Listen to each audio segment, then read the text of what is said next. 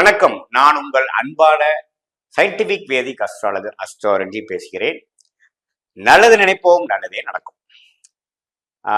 தொடர்ந்து நம்ம சேனல்ல வரக்கூடிய வீடியோஸ் எல்லாம் பார்த்துட்டு இருப்பீங்க நம்புறேன். சயின்டிபிக் வேதிக் அஸ்ட்ராலஜி முறையில அறிவியல் சார்ந்த ஜோதிட கருத்துக்களை பார்த்துட்டு இருக்கோம். எந்தவித மூட நம்பிக்கைகளும் போகாமல் உள்ளது உள்ளவாறு எப்படி கர்மா நம்மளுடைய வாழ்க்கையில் சம்பவங்களாக உருவெடுக்கிறது, நல்ல சம்பவங்களாகவும் அவ்வளோ நல்ல சாதகம் இல்லாத சம்பளமாகவும் எப்படி உருவெடுக்குதுங்கிறத நம்ம துல்லியமாக எந்தவித மூட நம்பிக்கைக்குள்ள போகாமல் அந்த யோகா இருக்கு இந்த யோகா இருக்குது இல்லாமல் உள்ளது உள்ளவாறு நம்ம பார்த்துட்டு இருக்கோம். இப்போ பார்த்தீங்கன்னா நம்ம சேனலில் ஃபர்ஸ்ட் டைம் வரவங்க கண்டிப்பாக சப்ஸ்கிரைப் பண்ணுங்க, பெல் பட்டன் கிளிக் பண்ணுங்க, தொடர்ந்து நம்மளோட வீடியோஸ் பாருங்க. அப்போதான் உங்களுக்கு ஓரளவுக்கு ஜோதிட விஷயங்கள் நல்லா புரியும். அதே சமயத்தில் பலாபலன்களும் உங்களுக்கு சிங்க் ஆகி வரும். இப்போ பார்த்தீங்கன்னா இந்த வீடியோவில் நம்ம என்ன பார்க்க போறோம்னா மாத பலன், அதாவது பிப்ரவரி மாதம் 2024 எப்படி இருக்க போகுது அப்படிங்கிறது பார்க்க போறோம். அதாவது தை மாசத்தோட பாதியில இருந்து மாசி மாசத்துல தை மாசத்தோட செகண்ட் ஹாஃபும் மாசி மாசத்தோட ஃபர்ஸ்ட் ஹாஃபும் எப்படி இருக்குங்கும்போது நம்ம பார்க்க போறோம். பலன்கள் பார்க்க முன்னாடி கிரக அமைப்புகள் எப்படி இருக்குங்கிறது முதல்ல நம்ம தெரிஞ்சுக்கலாம். அதாவதுங்க, மேஷத்துல குரு இருக்கிறார், உங்களுக்கு எல்லாரும் தெரியும். அது ஆண்டு கிரகம். பிப்ரவரி மாசம் குரு பயிற்சி கிடையாது. அதே சமயத்துல கும்பத்துல சனி இருக்கிறார். அவரும் பிப்ரவரி மாசம் பெயர் போறது இல்லை, கும்பத்திலே தான் இருக்க போகிறார். ராகு மீனத்தில் இருக்கிறார், கேது கன்னியில் இருக்கிறார். Very good. இப்போ மாத கிரகங்கள் என்று சொல்லப்படுகிற புதன் எங்க இருக்கிறான்னு பாத்தீங்கன்னா தனுசுல இருக்கார். அதே சமயத்துல சுக்கிர கிரகமும் தனுசுல இருக்கு, செவ்வாய் கிரகமும் தனுசுல இருக்கு. இந்த 3 கிரகமும் பாத்தீங்கன்னா தனுசு ராசியில் உள்ளது. சூரியன் முதல் பகுதியில், அதாவது இப்போதைக்கு பாத்தீங்கன்னா அவர் மகரத்தில் இருக்கிறார். சற்று பிப்ரவரி மாசத்துக்கு அப்புறம் பாதிக்கு அப்புறம் அவரு கும்பத்துக்கு போறார். அதை நம்ம பார்க்க போறோம்.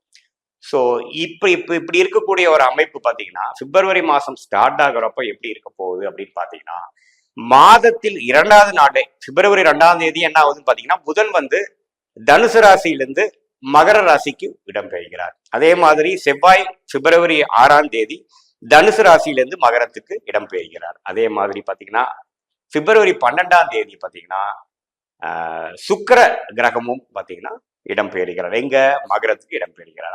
அங்க காத்து கொண்டு இருக்கும் சூரியனோட இந்த 3 கிரகமும் சேருகிறார்கள். சரி, பிப்ரவரி 15ஆம் தேதி, அதாவது தை மாசம் முடியும் பொழுது மாசி மாசம் முதல் நாள் பிப்ரவரி மாசம் 15ஆம் தேதி சூரியன் கும்பத்துக்கு போகிறார். இந்த ஒரு இடம் கிரக பயிற்சி நீங்க நோட் பண்ணணும். அடுத்தபடியா பாத்தீங்கன்னா பிப்ரவரி 20ஆம் தேதி இந்த 18 நாட்கள்ல புதன் மகரத்தை கடந்து கும்பத்துக்குள்ள என்ட்ராகிறார். ஸோ டோட்டலா பாத்தீங்கன்னா பிப்ரவரி 2ஆம் தேதியிலிருந்து பிப்ரவரி 20ஆம் தேதி வரைக்கும் இது மாதிரி மாத கிரகங்கள் இடம்பெயர்கிறத நம்ம நோட் பண்ணிக்கணும். இந்த இடம்பெயர்ச்சி, இந்த மாதிரி மாற்றம் ஒரு ராசியிலிருந்து ஒரு ராசிக்கு மாறுறது எந்தவித தாக்கத்தை ஒரு ராசிக்கு கொடுக்க போகுதுங்கிறது நாம பார்க்க போறோம். இப்போ பிப்ரவரி 2024 சிம்ம ராசிக்காரர்களுக்கு எப்படி இருக்க போகுதுங்கிறது பாக்குறோம். இப்போ பாத்தீங்கன்னா 5ஆம் இடத்துல தனுசு ராசியில் இருந்த 3 கிரகம் ஆகிய புதன், சுக்கிரன், செவ்வாய் பிப்ரவரி மாசம் இடம்பெயர்வது 6ஆம் இடத்துக்கு பெறுகிறார். மகர ராசி 6ஆம் இடமாக சிம்ம ராசிக்கு வருகிறது. பிப்ரவரி 15ஆம் தேதி சிம்ம ராசியோட அதிபதி சூரியன் 7ஆம் இடத்துக்கு போய் ராசியை பார்த்தாலும் சனியோட சேர்றார். ராசி அதிபதி சனியோட சேர்றது, அது சூரியனா ராசி அதிபதியே சூரியனாக இருந்து சனியோட சேர்றது அவ்வளவு சிறப்பு இல்லை. ஸோ பொதுவாக பிப்ரவரி மாதம் சிம்மராசிக்காரர்களுக்கு ஒரு சுமாரான மாதமாக தான் வருகிறது. கொஞ்சம் எல்லா விஷயமும் கவனமாக இருக்க வேண்டும், பேச்சை குறைக்க வேண்டும். சில டைம்ஸ் பார்த்தீங்கன்னா நம்ம பேசுறது மிஸ்கம்யூனிகேட் ஆகி சில தப்பான ஒரு தாக்கத்தை கொடுத்துரும். டென்ஷன் படுத்தக்கூடிய சில அமைப்புகள் உண்டு. கடன்படுதல், வம்பு வழக்கு, சில பிரச்சனைகள், நண்பர்கள் வட்டாரத்தில் சில கருத்து வேறுபாடுகள்லாம் வரக்கூடிய அமைப்பு இருக்கு. ஏன்னா 6ஆம் இடத்துல போய் உச்சம் பெறார். பட் இருந்தாலும் செவ்வாய்ங்கிற ஒரு யோகமான கிரகம் சிம்மராசிக்கு 6ஆம் இடத்துல போய் மறைந்து உச்சமாகிறது ஒரு நல்ல அமைப்பு தான். ஒரு மறைமுக இன்கம் வரும், உங்களுக்கு சில பணங்கள் வர வேண்டியதெல்லாம் கொஞ்சம் சேரும். அந்த மாதிரி விஷயத்துல நல்லதுதான் பொதுவாக. பட் உங்களுடைய ஸ்ட்ரெயிட் ஃபார்வர்ட் ஜாபு, தொழிலில் பார்த்தீங்கன்னா கொஞ்சம் கேர்ஃபுல்லாக இருக்கணும். இனாமா வர்றது, கொடுக்க வேண்டிய பணம் திரும்பி வர்றது, அல்லது நம்ம ஒரு விஷயம் ஒரு இடம் வாங்கியிருக்கோம் அது விற்று காசு வருதுங்கிற மாதிரி விஷயத்துக்குலாம் நல்லது. அன்ஏர்ன்ட் இன்கமுக்கு நல்லதோ ஒழிய ஒரு நேர்முக தொழிலோ ஒரு வேலை அமைப்புல கொஞ்சம் ஜாக்கிரதையா இருக்கக்கூடிய அமைப்பு இருக்கு. அதே சமயத்தில் சுக்கிரனும் 6ஆம் இடத்துல மறையிறார், புதனும் 6ஆம் இடத்துல மறையிறார். ஆல்ரெடி பார்த்தீங்கன்னா கண்டக சனியாக சனி ராசியவே பார்த்துட்டு இருக்கார்.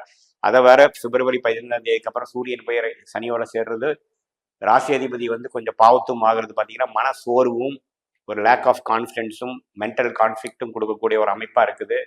ஸோ பொதுவாக பார்த்தீங்கன்னா பிப்ரவரி மாதம் வந்து பெரிய ஒரு எடுத்தமா கமுத்தனமா போகாம கொஞ்சம் சிந்தித்து செயல்பட வேண்டிய ஒரு மாதமாக, பொறுமையா இருந்து சாதிக்கக்கூடிய மாதமாக, அந்த மாதமே நடக்கலினாலும் பொறுமையா 2024 மற்ற கோயிங் ஃபார்வர்ட் சில மாதங்கள் வச்சு முடித்து கொள்ளலாம்ங்கிற அளவுக்கு ஒரு பொறுமையா இருந்து தான் நீங்க செயல்படணும். எல்லாமே பிப்ரவரி மாசமே முடிச்சு விடணுங்கிற மாதிரி ஒரு உத்வேகமா இறங்கினீங்கன்னா சம்டைம்ஸ் விரக்தி தான் மிஞ்சும், பிரச்சனைகள் தான் மிஞ்சும். கொஞ்சம் நிறுத்தி நிதானமா செயல்படக்கூடிய ஒரு மாதமாக உண்டு. அதே சமயத்துல வர வேண்டிய பணமும் நீங்க சில விஷயங்கள் இன்வெஸ்ட் பண்ணியிருக்கீங்க, அதுக்கு ரிட்டர்ன்ஸ் வரணுங்கிற மாதிரி சில விஷயத்துக்குலாம் ஒரு சாதகமான அமைப்பு இருக்குதுங்கிறது நீங்க தெரிஞ்சுக்கணும்.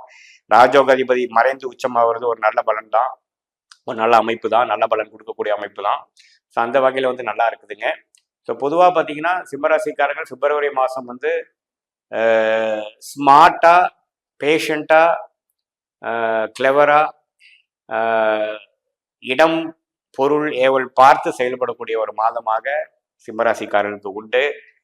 பிப்ரவரி 12ஆம் தேதி, பிப்ரவரி 13ஆம் தேதி தான் சந்திராஷ்டம நாட்களாக சிம்மராசிக்கு வருது. அந்த நாட்கள் கொஞ்சம் கவனமாகவும் முக்கிய முடிவுகள் எடுக்காமல் இருப்பதும், தூர தேச அல்லது தூர பிரயாணம் செய்யாமல் இருப்பதும் நல்ல ஒரு விஷயமாக இருக்கிறது. ஸோ பிப்ரவரி மாதம் 2024 வந்து எப்படி இருக்க போகுதுங்கிறது பார்த்தீங்க. இது பார்த்தீங்கன்னா பொதுவான பலன் தான் ஒழிய, இது வந்து உங்களுடைய ஜென்ம ஜாதகத்தில் வரக்கூடிய தசாபுக்திகளும் அந்தந்த ஜாதகத்தில் இருக்கக்கூடிய கிரகத்தின் பலமும் வைத்துதான் நாம வந்து என்ன மாதிரி ஒரு பலன் இருக்குது துல்லியமா எடுக்க முடியும். இந்த கோச்சார முறையில அடிப்படையில இந்த பயிற்சி முறையில வரக்கூடிய மாத பலன் வந்து ஒரு பொதுவான பலனாக தான் நீங்க எடுத்துக்கணும். அதாவது தொடர்ந்து இது மாதிரி மாத பலன்கள் நம்ம சேனல்ல பார்க்கும் பொழுது பார்த்தீங்கன்னா உங்களுடைய வாழ்க்கையில உங்களுடைய ஃபேமிலியில எது மாதிரி விஷயங்கள் போயிட்டு இருக்குது அப்படிங்கிறத கொஞ்சம் நீங்க ரிலேட் பண்ணிக்கலாம். தொடர்ந்து ஒரு 3-4 மாசம் பார்க்கறப்ப தான் உங்களுக்கு சிங்க் ஆகும். அதை நீங்க தெரிஞ்சுக்கணும். அப்ப நான் சொன்ன நல்ல பலன்கள்லாம் வந்து நடக்கலையே, கெட்ட பலன் தான் அதிகமா நடக்குது அப்படின்னு சில பேர் கமெண்ட்ஸ்ல போடுறாங்க. இது என்ன அர்த்தம்னு பாத்தீங்கன்னா, உங்களுக்கு நல்ல தசாபுக்திகள் நடக்கிறப்போ நான் சொன்ன சாதகமான பலன்கள் அதிகமாக நடக்கும். அப்படி ஒரு நல்ல ஒரு தசாபுக்திகள் நடக்காம ஒரு இக்கட்டான ஒரு 6ஆம் வீட்டோ 8ஆம் வீட்டு அதிபதியோட திசைகளோ கொஞ்சம் பாவத்துவமாக இருக்கக்கூடிய திசைகள் நடக்கும் பொழுது நான் சொன்ன ஒரு அன்ஃபேவரபுளான, அதாவது சாதகமற்ற பலன்கள் தான் அதிகம் நடக்கிற மாதிரி ஒரு வாய்ப்பு இருக்குது. ஸோ அதுக்கு தான் இந்த மாதிரி ஒரு மாற்றத்துக்கு காரணமே ஒழிய இது ஒரு பொதுவான பலனாக தான் எடுத்துக்கணும். மீண்டும் மற்றொரு காணொலியில் சந்திப்போம். நன்றி, வணக்கம்.